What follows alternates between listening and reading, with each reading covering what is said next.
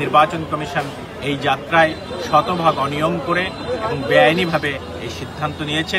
নিয়ম হচ্ছে যখন একটা সিটকে বিলুপ্ত করা হয় তখন সারা দেশকে সামনে রেখে কিছু সিটকে সংযোজন ও কিছু সিটকে বিয়োজন করা হয়, কিন্তু এই ক্ষেত্রে নির্বাচন কমিশন শুধুমাত্র সারা দেশের মধ্যে থেকে বাগেরহাটকে টেনে নিয়ে আসছে এবং গাজীপুরে তারা একটা সিট উপহার দিয়েছে। আমরা আল্লাহদের কাছে প্রশ্ন রেখেছি, শুধু গাজীপুরের মানুষ বাড়ে নাই, ঢাকার মানুষ বেড়েছে, চিরঙের মানুষ বেড়েছে, কুমিল্লার মানুষ বেড়েছে, অন্যান্য নারায়ণগঞ্জের মানুষ বেড়েছে, অন্যান্য শিল্প এলাকায় মানুষ বেড়েছে।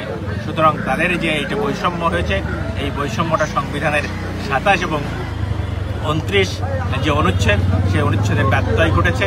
আমি আশা করব যে আদালতের মাধ্যমে আমরা ন্যায় বিচার পাব এবং আমি বাগেরহাটবাসীর কাছে বিনীতভাবে অনুরোধ করব তারা যেন আমাদেরকে দোয়ার মধ্যে রাখে, আদালত যেন আমাদের পক্ষে একটা রায় দেয় এবং আমার জন্য বিশেষ করে দোয়া করবেন যাতে আদালতে আমি বাগেরহাটবাসীর পক্ষে আমার যত মেধা বা বুদ্ধি আছে আমি সকল যুক্তিতর উপস্থাপনের মাধ্যমে আদালতকে সন্তুষ্ট করতে পারি। ধন্যবাদ।